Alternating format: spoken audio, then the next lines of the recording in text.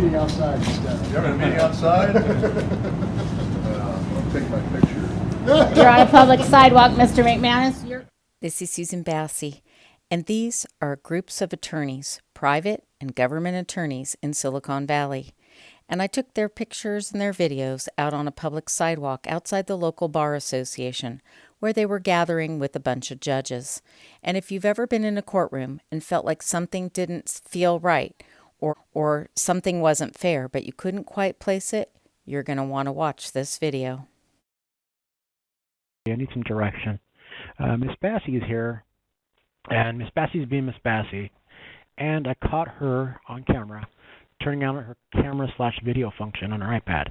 I can't confirm she's not recording or not, but she is acting very Miss Bassi-like. If you can please give me a call, we can get some direction from you, what you want me to do. I'd be really appreciated. Okay? Thank you very much. Bye-bye. And that was the Santa Clara County Sheriff's deputy speaking with the district attorney's office, letting him know that I was recording in and around a courthouse, which seems to make lawyers and judges in California very uncomfortable. California has laws that prevent recording in courtrooms without permission from a judge. They also make a lot of rules about not recording in public courthouses that were built by taxpayers. And so on this day in particular, I was attending a hearing related to Proposition 64, the legalization of marijuana in California, where Judge Eric Geffen was going to expunge all of the criminal records of people who had previously faced criminal prosecution due to their use or possession of marijuana. How are you doing? In advance of this hearing, we were told that the first reporters to request a photograph or record the proceedings would be granted in the category of newspapers and radio, and so we were the first to make the request. But when we arrived, we were told that the San Jose Mercury would be also recording, and we would be considered the social media reporters. There is no distinction between social media journalists and mainstream media journalists. Under the law, we are supposed to all be treated equally. Just wanted to make a few brief remarks to highlight the importance of this occasion, what it means for our clients and for the many prisoners who are getting relief today. And this is a member of the Public Defender's Office. He's a government attorney who represents poor people who cannot afford an attorney, and taxpayers pay his salary. He's supposed to provide a zealous representation to those who he represents, but we find too often public defenders are underfunded and they really don't work very hard for their clients as they should. When there's a conflict of interest with the public defender, then the alternate defender's office is appointed, and those are private attorneys who contract with the government in order to provide the services that a public defender is supposed to provide.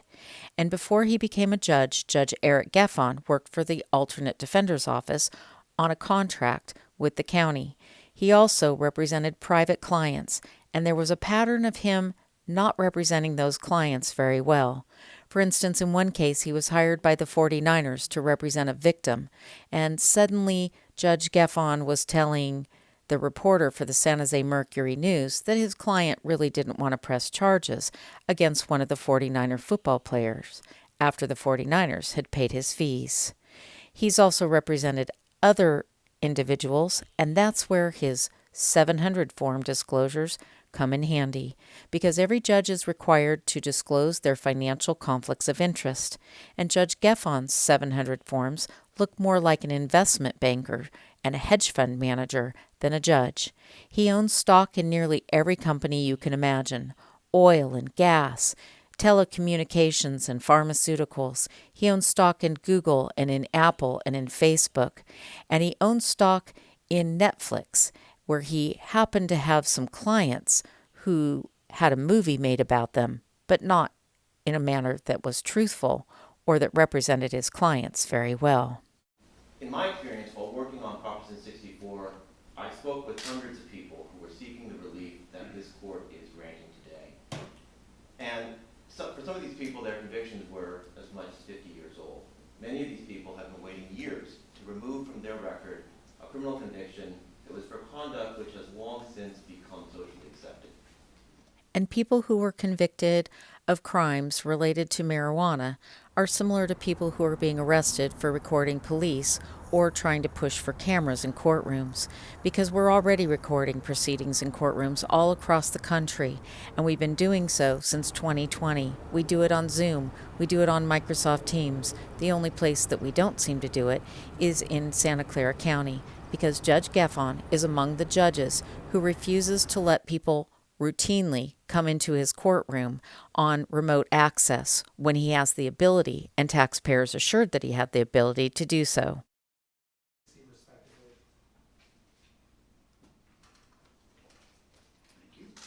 And Judge Geffen presided over my criminal case for recording a police officer in a court file room who broke my hand.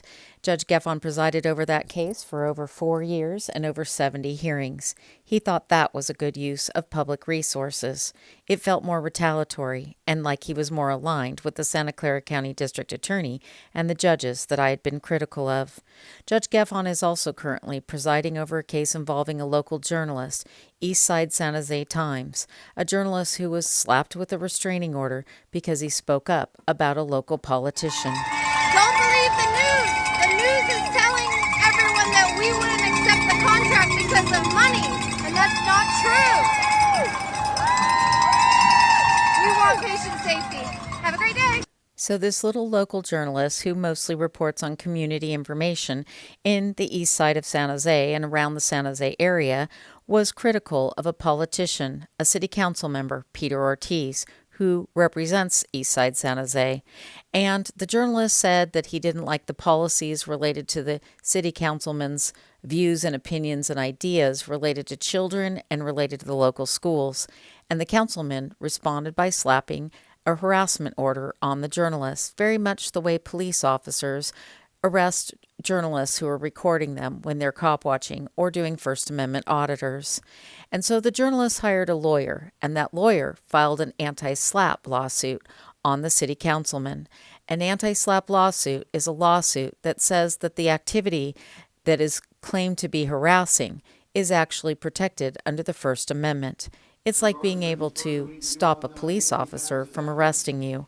But the case was assigned to Judge Eric Geffen, and so the journalist conducted an investigation and found that Judge Eric Geffen was in a number of secret clubs, not only with members of the San Jose Mercury, but also with the attorneys who were representing the city councilman, Peter Ortiz.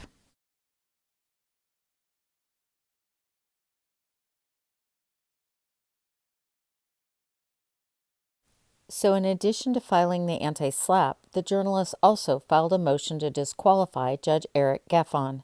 And a motion to disqualify is making allegations against a judge, calling them out for conduct that violates the Code of Judicial Ethics, the laws that impact judges, and the fundamental law of a judge that demonstrates fairness in a court proceeding is that that judge is obligated to disclose their social, personal, and financial relationships with the attorneys, the litigants, and the witnesses in the case.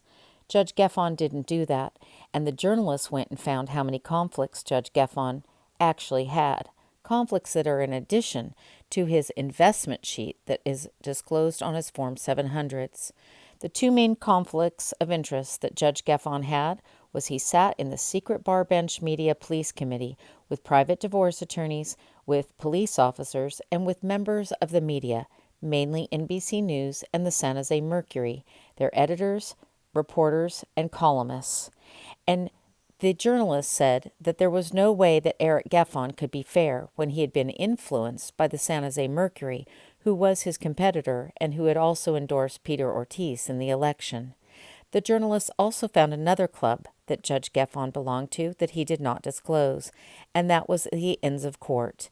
And Judge Geffen was in that with several private divorce attorneys, Nicole Ford, B.J. Fadum, and also the attorneys representing Peter Ortiz, which clearly created a conflict of interest, and Judge Geffen's job was to remove himself from the case to avoid any appearance of impropriety or of bias and unfairness.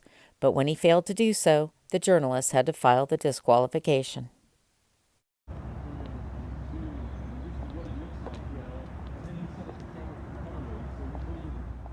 This was the press conference that the Santa Clara County District Attorney had after that hearing, where he made himself out to be this great hero. He also sat in the Bar Bench Media Police Committee with all of these judges, and he also influenced the Mercury who endorsed him the way they endorsed the political campaign of Peter Ortiz. When the media is influenced by the government, it's no longer a free press, and for over a decade, the Santa Clara County District Attorney and all of these judges have been duping the public into the narrative they want them to believe about the criminal courts. And so it took a little journalist from the east side of San Jose to call all of that out, to expose the David and Goliath factor that exists when it comes to the local media, which is largely considered social media reporters, cop watchers, and First Amendment auditors. It's not considered corporate media like the San Jose Mercury. And this is Jeff Rosen explaining what he wants these reporters to tell the public. Immediately. I heard there were 4 orders. The first one was possession. What were those 3 other numbers you were talking about? So possession, cultivation, possession for sale, and sale. It's the 4 major categories of offenses that qualify. Okay, and then Sure. So I presented the court with 4 different petitions. Each of the 4 petitions represented a certain kind of marijuana offense: possession, cultivation, possession for sale, and sales. so all these people are out of jail. It's just that their records are an apartment or to get a job, and it shows up on a criminal record.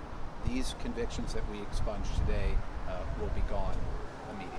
I heard there were 4 orders. The first one was possession. What were those 3 other numbers you were talking about? So possession, cultivation, possession for sale, and sale. It's the 4 major categories of offenses that qualify. Okay, and then And remember this guy? All of these district attorney investigators, ex-cops who surround the district attorney and protect him from me, because Jeff Rosen has written declarations and supported civil harassment order cases against me that have been brought by private divorce attorneys who claim that I am harassing them and dangerous when I ask them questions or dig into their financial background. Instantaneously, then we can expunge all other kinds of convictions instantaneously as well. So often when someone is convicted of, say, a misdemeanor offense, after they successfully serve their sentence and complete probation, they're eligible to have that conviction expunged. And this technology is one that will enable us to instantaneously expunge those convictions as well. So we think about this as a highway that we built to help us quickly expunge marijuana convictions, but it's a highway that we can use to expunge other kinds of convictions to provide relief for people.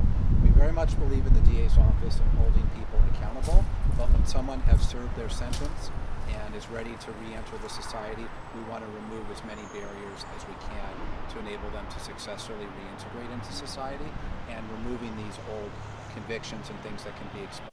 And that's corporate media and how they treat elected officials and district attorneys.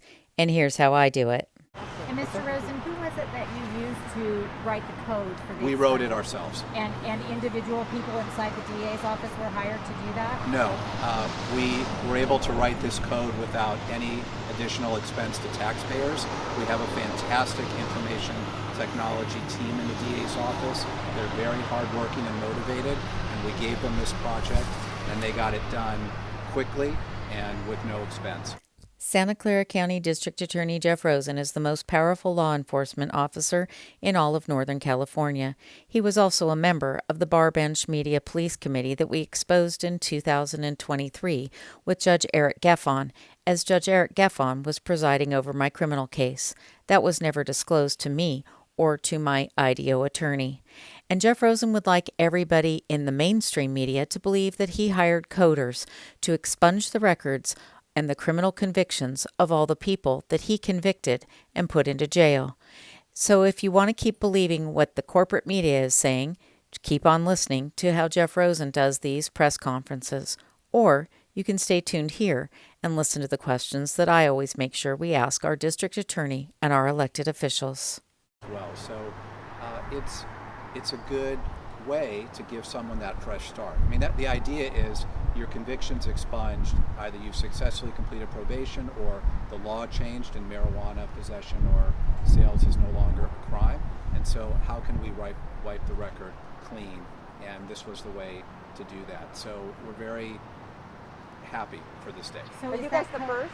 Yes, Okay. absolutely In the the state? first to do it this way, yes. And is the code that your internal department wrote, would that be a public record that other coders could be able to I don't get? know, but thank you very much. Uh-oh, Jeff Rosen doesn't know the law when it comes to public records, and he's asked questions about it by a local journalist.